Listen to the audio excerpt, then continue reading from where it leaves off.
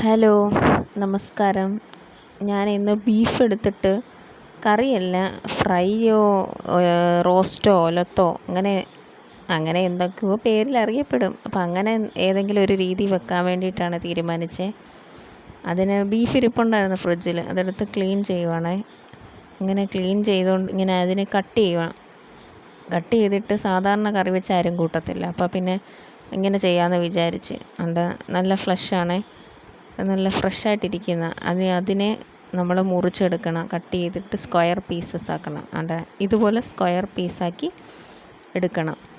അതിന് ശേഷം നമുക്ക് വേണ്ടിയത് കൊച്ചുള്ളി, സവാള യൂസ് ചെയ്യും. കുറച്ചേ ഞാൻ സവാള എടുത്തുള്ളൂ കേട്ടോ. കൊച്ചുള്ളിയും വെളുത്തുള്ളിയും വേണം, പച്ചമുളക്, തക്കാളി, സവാള 2 ചെറിയതെടുത്ത്, ഇഞ്ചി എടുത്ത്. അപ്പോൾ ഇതെല്ലാം ക്ലീൻ ചെയ്ത് ഇടണം. ഇത്രയും സാധനം ഞാൻ എടുത്തിട്ടുണ്ട്. അങ്ങനെ ഉള്ളിക്കുട്ടനെ എല്ലാം കഴുകിയിടുവാണ്. തൊലി പൊളിച്ച് എല്ലാം വെള്ളത്തിലിട്ട് നന്നായിട്ട് കഴുകിയെടുക്കണം. അപ്പം ഈ സാധനങ്ങളെല്ലാം അതിനകത്തുള്ള ഇതൊക്കെ പോകാൻ വേണ്ടി നല്ല വൃത്തിക്ക് കഴുകിയെടുത്തിട്ട് കുഞ്ഞുള്ളി അരിയുവാണ്. കൊച്ചുള്ളി എടുത്ത് നല്ല കനം കുറച്ച് നല്ല രീതിയിൽ അതിനെ അരിഞ്ഞെടുക്കുക. ഇവിടെ ഇങ്ങനെ കറി വെക്കുമ്പം ചാറ് കൂടുതൽ വേണം. വലിയൊരു ഇപ്പോൾ അടുപ്പിച്ചടുപ്പിച്ച് ബീഫ് കറി ആയതുകൊണ്ട് ഞാൻ വിചാരിച്ച് ഇന്ന് ഇതുപോലെ ചെയ്യാം, ഇച്ചിരി ഡ്രൈ ആക്കി എടുക്കാമെന്നും കരുതിയിട്ട് ചെയ്യുവാണേ. അപ്പോൾ അതിന് വേണ്ടിയിട്ടാണ് ഉള്ളി എടുത്തിട്ടുള്ളത്. കുഞ്ഞുള്ളി ഇടുമ്പോൾ നല്ല ടേസ്റ്റാണ്. പിന്നെ ഒത്തിരി എടുക്കണ്ടേ, അതുകൊണ്ട് ഒരു സവാളയും കൂടെ എടുത്ത് 2 എടുത്തില്ല കേട്ടോ, ഒരു സവാള ഇതിനു വേണ്ടി ഉപയോഗിച്ചിട്ടുള്ളത്.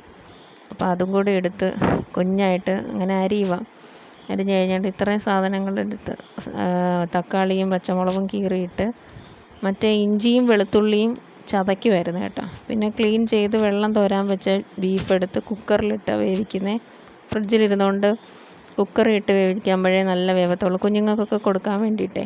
പിന്നെ ചതച്ച് വെച്ച ഇഞ്ചിയും വെളുത്തുള്ളിയും മറ്റ് സാധനങ്ങളൊക്കെ ഉണ്ടല്ലോ, എല്ലാം കൂടെ നമ്മൾ അതിനകത്ത് അരിഞ്ഞു വെച്ചിരിക്കുന്ന ബീഫുണ്ടല്ലോ, കുക്കറിൽ വേവിക്കാൻ വെച്ചിരിക്കുന്ന ബീഫിനകത്തോട്ട് ഇടണം. ഇഞ്ചിയും വെളുത്തുള്ളിയും ചതച്ചതിട്ട്, സവോള ഇട്ട്, പച്ചമുളക്, അങ്ങനെ അരിഞ്ഞു വെച്ചിരിക്കുന്ന ഇൻഗ്രീഡിയൻസ് എല്ലാം കുക്കറിൻ്റെ അകത്തോട്ടിട്ടിട്ട് നല്ലതുപോലെ അതിനെ എന്തെടുക്കണം, മിക്സ് ചെയ്താണ് വെക്കുന്നത് കേട്ടോ. അല്ലാതെ വഴട്ടുന്നില്ല. വഴട്ടി സാധാരണ കറി വെക്കുന്നത്, പക്ഷേ ഇത് വഴട്ടാതെ വെക്കാനാണ് ഞാൻ ഉദ്ദേശിക്കുന്നത്. വേവിച്ചെടുക്കാം. ഇതെല്ലാം കൂടെ മിക്സ് ചെയ്തിട്ട് നല്ല വൃത്തിക്ക് വേവിച്ചെടുക്കാനാണ് പ്ലാൻ ചെയ്തേക്കുന്നത്. എന്ന് നോക്കാം. അങ്ങനെ ഇതെല്ലാം കൂടെ ഇട്ടതിന് ശേഷം അതിനകത്ത് തന്നെയാണ് പൊടി ഇടുന്നത്. പൊടി ചൂടാക്കിയൊന്നുമില്ല, നേരെ ഇട്ടിടുക. മുളക് പൊടി ഇടുക, 2-3 സ്പൂൺ മുളക് പൊടി. ഞാനിവിടെ 3 സ്പൂൺ മുളക് പൊടി എടുത്ത്. 1 കിലോ ബീഫ് ഉണ്ടായിരുന്ന വേസ്റ്റ് എല്ലാം കഴിഞ്ഞപ്പോഴത്തേന് 1 കിലോ ഇല്ല, 3/4 കിലോ എങ്ങാണ്ട് കാണും. ഇതിനകത്ത് 2-3 സ്പൂണ് 3 സ്പൂണ് 2.5 സ്പൂൺ മല്ലിപ്പൊടി ഇട്ട്, 3 സ്പൂൺ മുളകിട്ട്, ഒരു സ്പൂൺ മഞ്ഞൾപ്പൊടി, 1/2 സ്പൂൺ, 1 സ്പൂൺ കാണിക്കുന്നില്ല. പിന്നെ ഇട്ടത് ഗരം മസാല പൊടി, പിന്നെ മീറ്റ് മസാല ഉണ്ടായിരുന്നു, അതും ഇട്ട് ആവശ്യത്തിന് ഉപ്പും ചേർത്ത് നല്ലതുപോലെ കൈ കൊണ്ട് മിക്സ് ചെയ്യണം കേട്ടോ. കൈ കൊണ്ട് നല്ല മിക്സ് ചെയ്താലേ പറ്റത്തുള്ളൂ.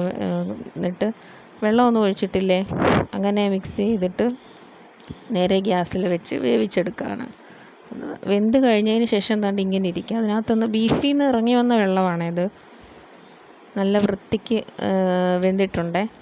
അത് ഇനിയാണ് നമ്മുടെ നെക്സ്റ്റ് കലാപരിപാടി. അത് നമ്മളൊരു പാത്രം എടുത്ത് ഗ്യാസ് കത്തിച്ച് വെച്ചതിന് ശേഷം ആവശ്യത്തിന് വെളിച്ചെണ്ണ ഒഴിക്കണം. വെളിച്ചെണ്ണ ഒഴിച്ചിട്ട് കറിവേപ്പില ഉണ്ടല്ലോ, നമ്മുടെ കരിയാപ്പില, ചൂടായി കഴിയുമ്പോൾ നമ്മൾ കരിയാപ്പില ഇട്ട് കൊടുക്കണം.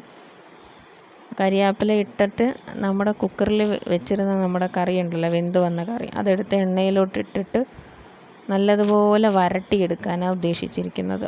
വരട്ടുമ്പോൾ ഏത് കോലമാവുന്നൊന്നും അറിയത്തില്ല, ട്രൈ ചെയ്യുക, നോക്കാം.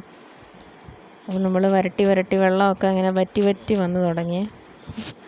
പുക കാണാൻ പറ്റുന്നില്ല എങ്ങനെ ഉണ്ടെന്നുള്ളത്. തിളച്ച് വരണ്ട് വരുവാണേ, നല്ല പുകയാണ്. ഏകദേശം ഡ്രൈ ആയി കണ്ടോ, ഈ രൂപത്തിലായി. അതിലും ഒന്നും കൂടെ ഒക്കെ ഒന്ന് ഡ്രൈ ആക്കണം. ഞാൻ അങ്ങനെ നന്നായിട്ട് വരട്ടി ഇതേ ഷേപ്പിലായി തുടങ്ങി. ഇനി കുറച്ചും കൂടെ ഒന്ന് വരണ്ടുമ്പോൾ ശരിയാവും.